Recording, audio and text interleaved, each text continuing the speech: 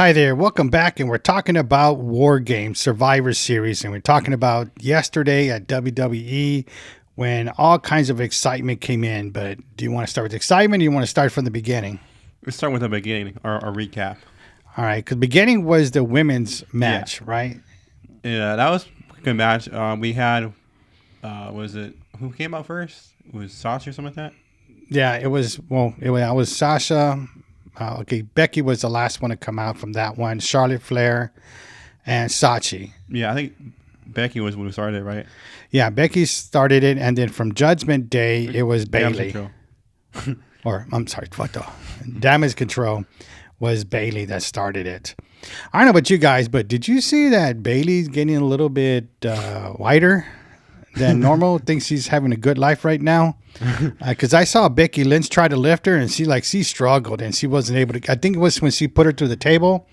Like, she tried, and she was like, "Ah, dang, girl, you put some weight on, didn't you?" It's like a Thanksgiving weight. Yeah, it probably was. Because I know she was struggling. I'm like, okay, well, all right. So then, so it was a good match, back and forth a lot, and what was some highlights? Anything that you want to mention on that? There's some crazy moments. I think towards the end of that match was the Io Sky had a trash over her head.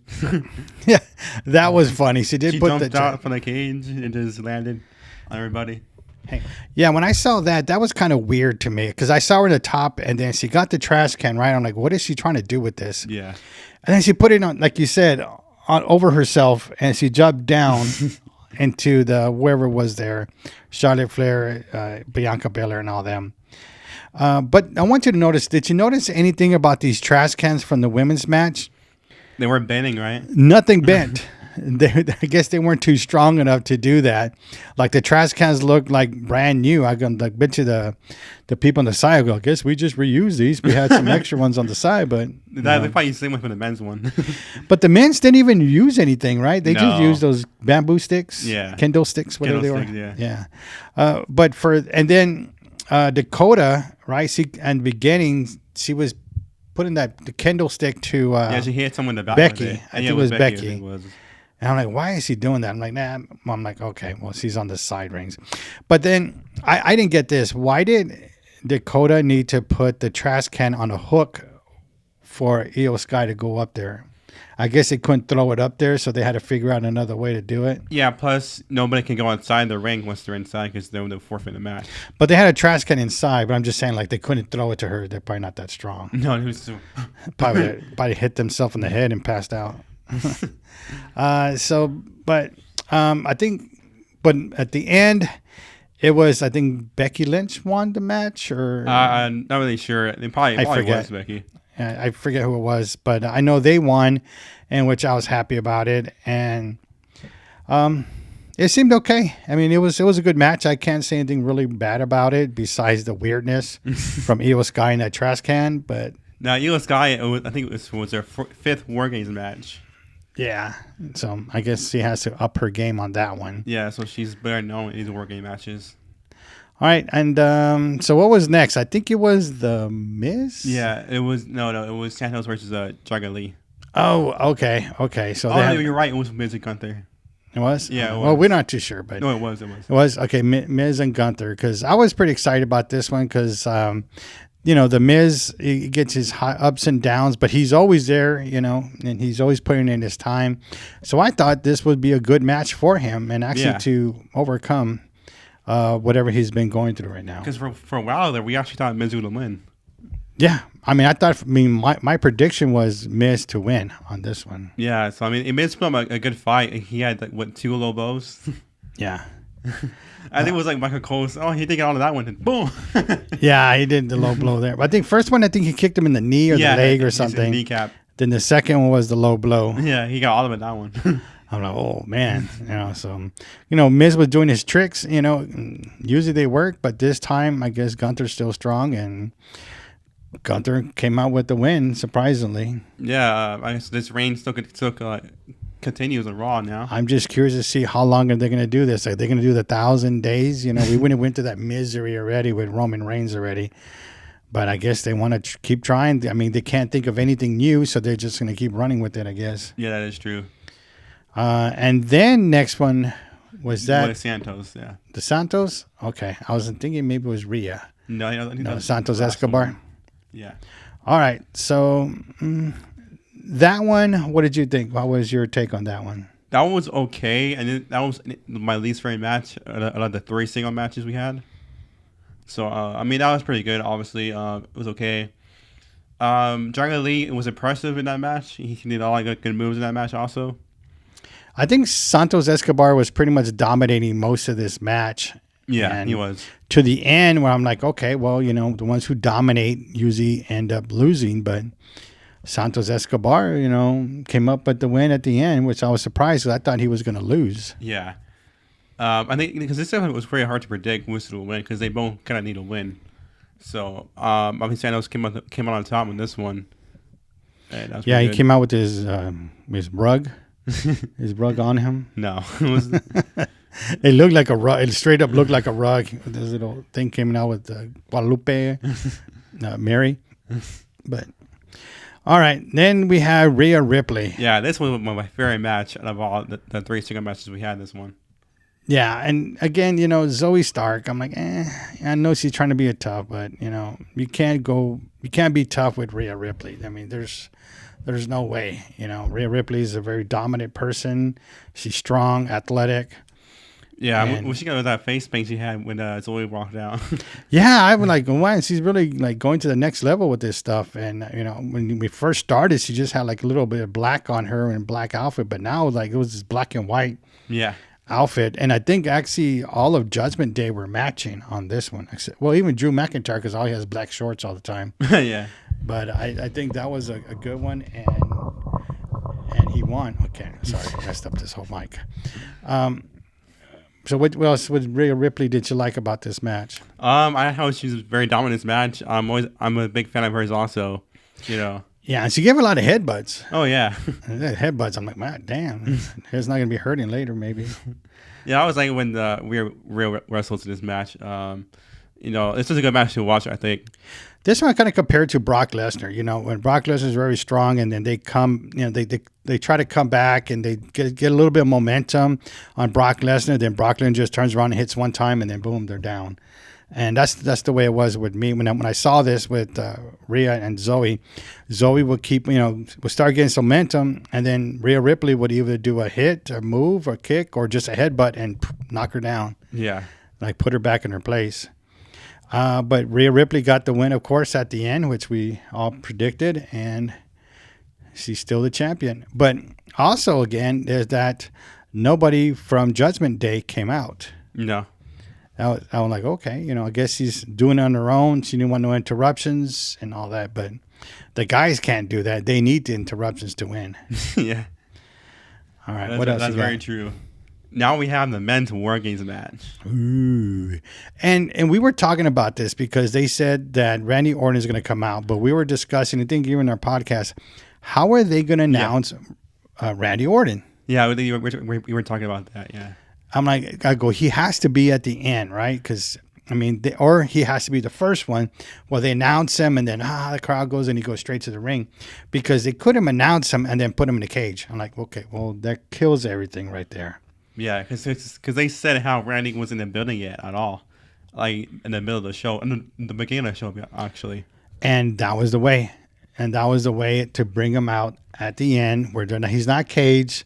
And he, like you said, he came out the last one, and that's when the crowd goes wild. Yeah, and they did. Because you were saying, oh, here it goes, 10, 9, 8, 7. I'm like, no, it's going to be like 10, 15 seconds later. And sure enough, the countdown, there was no Randy Orton. But there was Rhea. Yeah, she came out. That was a little surprise there. She tried to do a cash-in, which was you're saying on the podcast. What if there's a cash-in in this match? Yeah, so Rhea Ripley brought the Money in the Bank case for Damian Priest out and was telling the ref, let's go ahead and cash it in. And then when the ref was ready, that's when the ready scene hit. Yeah. And that's when everybody, ooh, and they got excited. And Randy Orton came out and stronger as ever. Yeah. Bigger legs, big legs. I'm like, God, and his legs are always toned, but man, they got bigger. Mostly everybody who works out misses leg day. Randy Orton does not miss leg day. No. Because all these guys, you see a lot of big guys, heavy on the top, little on the bottom. I think Brock Lesnar's the same way also. Yeah, he's a little like that. But he came out. I was excited. I think you were excited about that. We were like, oh, here he comes and be dominant. And he was very dominant. We had his famous, I think, first move on the ropes he does with I think it was like a DDT. Yep. Yeah. Oh yeah, you're right. He brings a rope, and then they all did it at the same time. And then who was up there on top? Was it Dominic or? It was JD up there. JD. With, I think Sammy. I think.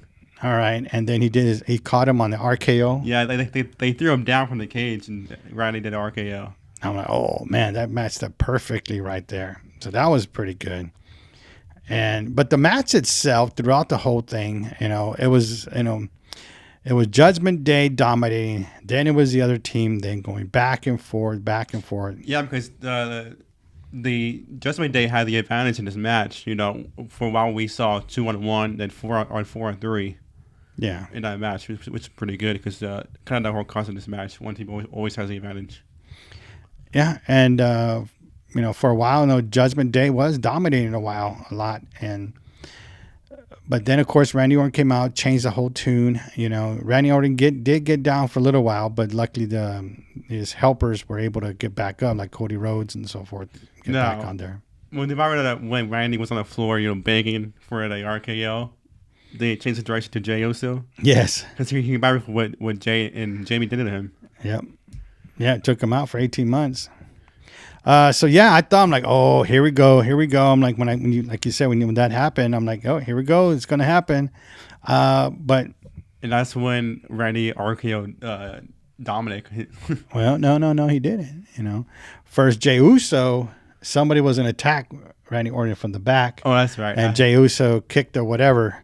And that's when Randy Orton goes, all right, or whatever. Like, okay. And that's when he did Dominic. But it was funny because Dominic got up and went like this to Randy Orton. Like, why do you do that? Like, you're going to attack him. Don't just go right there.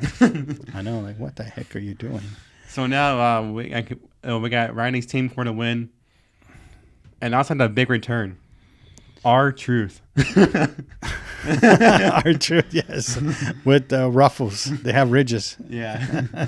With cheddar and sour cream on there. It was with a crisp or chips, I think it was they're doing. Yes. And R-Truth goes, neither. They're ruffles. Yeah, that was true. We saw R-Truth. We're like, whoa, R-Truth is there, So, yeah, that was a big comeback. All right, see you next time. And now CM Punk CM Punk return now. And because for the entire night, they were trying to CM Punk for the kickoff show to the men's War Games match. I think the men's War Games match is like 5 chance from CM Punk. But again, every time they're in Chicago, whether he's wrestling or not, yeah, it's always CM Punk. I think even in UFC one time they said CM Punk, whatever. But no, they won't call him CM Punk in UFC. He was a disaster in there. But yeah, they were calling CM Punk all day, but that usually doesn't mean anything. It doesn't usually mean he's there, he's coming back or anything. Because to re-sign with WWE probably had to be a big deal. Yeah, because it's been 10 years. And he's turned that down so many times, or they just refused. Yeah, I think even Triple H said he would never work here again. But again, like you said, CM Punk came back. Yeah, the crowd went wild. Yeah, the way they did it was pretty crazy because you saw the logo come out for the All Rights Reserved logo and everything. Yes. They were like, okay, it's towards the end now. And you gotta. Yeah.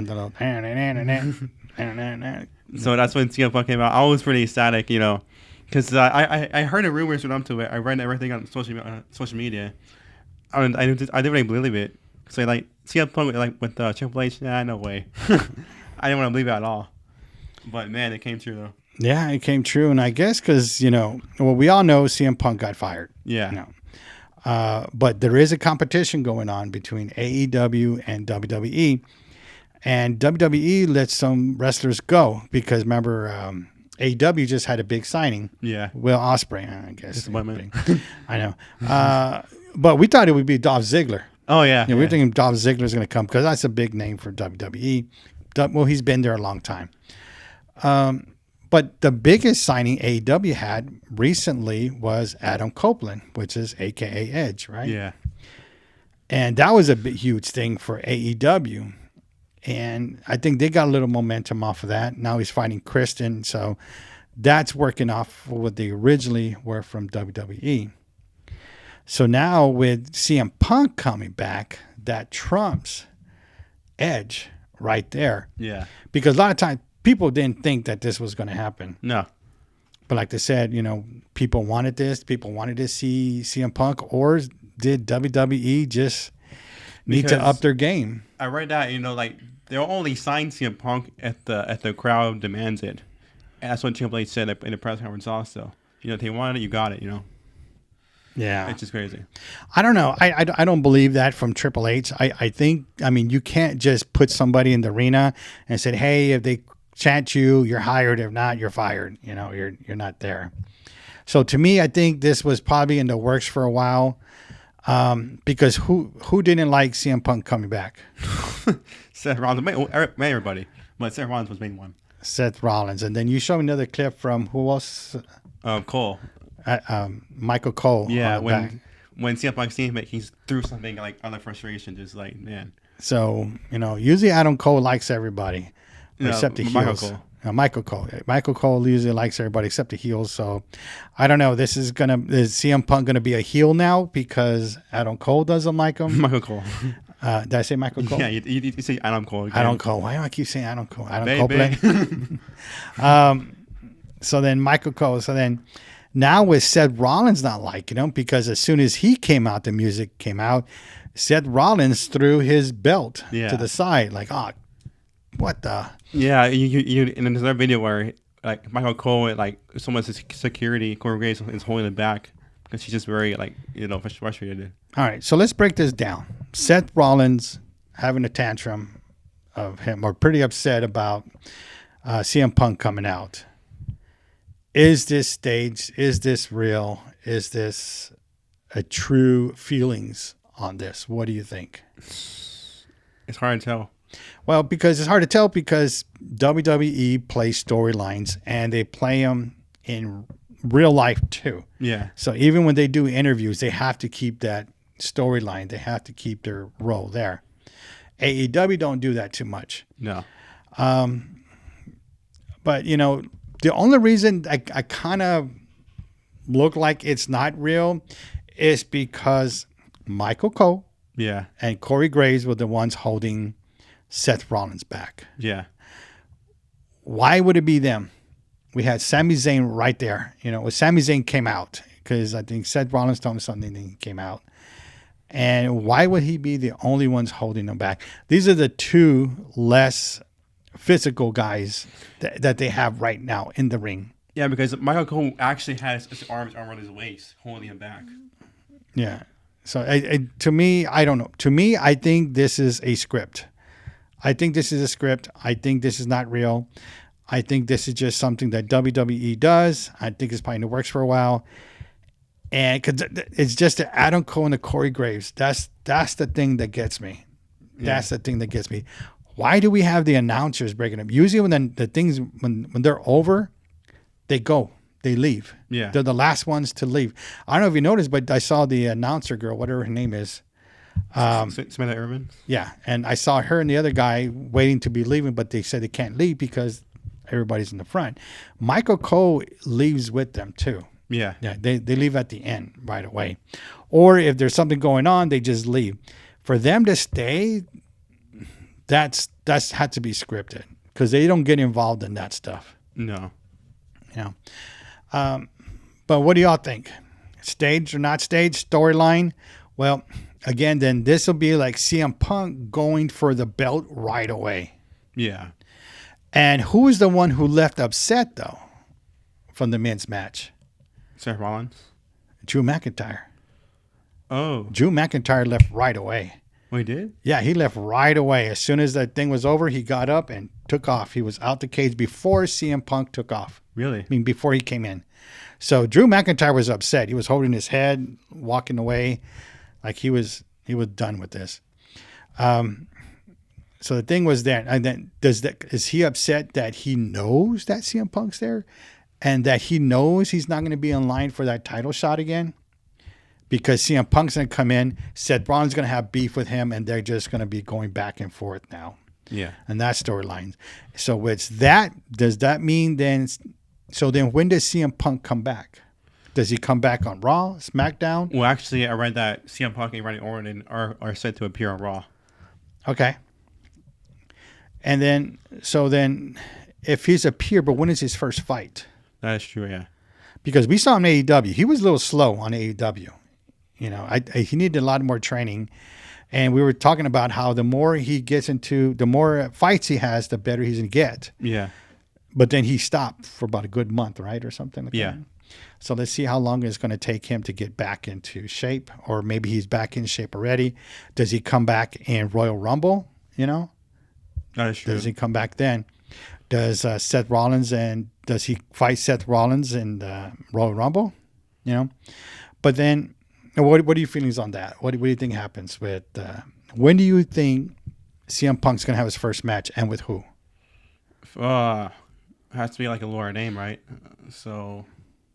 Well, not necessarily. I mean, you could have Seth Rollins and him fight. Yeah. He'll probably get interrupted or something happens, you know? Yeah, it's kind of hard to predict that, you know, like who's he going to face, because there's a lot he can face right now. All right. So then, what do you think about CM Punk coming out in Randy Orton's return? Yeah, that's pretty crazy, because we have 2 returns and 2 big names coming out there. Did CM Punk put a shadow over Randy Orton? I think so, because the crowd was more ecstatic about CM Punk's return than Randy's. Yeah, especially when they did the Seth Rollins at the end. So, because a lot of right now, if you look on social media, is it Randy Orton's return or is CM Punk return that's causing more social media posts? And it's CM Punk's, yeah. CM Punk, yeah. And it's all about CM Punk and Seth Rollins, right? Yeah. And it's all about when they return and all that. So then what happens to Randy Orton, you know? Like, I wonder how Randy Orton feels. Like, hey, this was my comeback and it was overshadowed by CM Punk. Yeah. Well, I don't know. It's a lot of storylines coming out here. A lot of things that can go right or wrong. There's two things I want to talk about here. Nobody knew about CM Punk's return. It was only Nick Khan and Triple H, because it was very last minute, like you said. Because Triple H had a call for the corporate logo to pop up right away, so they could think the show was over, you know. Yeah. And because I think that the men's War Games match, the wrestlers were told minutes before they walked out that CM Punk would return. Okay, so then they were told. So that explains then why at the end of the match, after all the guys that won, they all did their things in the air, right? They all held hands like we won. And then what happened? They turned around and they walked to the center of the ring, right? Because there's 2 rings, and they all looked forward, or most of them looked forward. I'm like, well, why are they looking forward then, right? And then that's when CM Punk came by. So they knew he was there. Yeah. Well, I mean, there you go. Now, one more thing here. So Triple H was asking about Jade Cargill, when is she going to wrestle? And Triple H said, you know, I'm in no rush. Whenever Jade's ready, we're ready. Why? Exactly. Why? Why are they not going to rush to bring Jade back or to make her a debut thing? Why aren't they putting a rush to it? People want that. Why are they waiting? Now, you got to think about it then. That means Cody Rhodes came from AEW. Yeah. We got CM Punk, well, Jade, and now CM Punk coming over. Three big names that were from AEW. Yeah. And all original, well, except for 2, except for Jade, all original from WWE. Mm-hmm. So I don't know. I think AEW is losing some good talent. Yeah, for sure. Even though they fired one of them, but I don't know what they're doing. Like I said, you know, they got to charge. They got to change something. They got all these little skinny wrestlers and all that. You know, they need more of the heavyweights in there. All right. What else you got? That's about it. All right. Give us your thoughts. Let us know what you think. Put them in the comment section down below, and we'll get back to you. And until next time, peace. subscribe.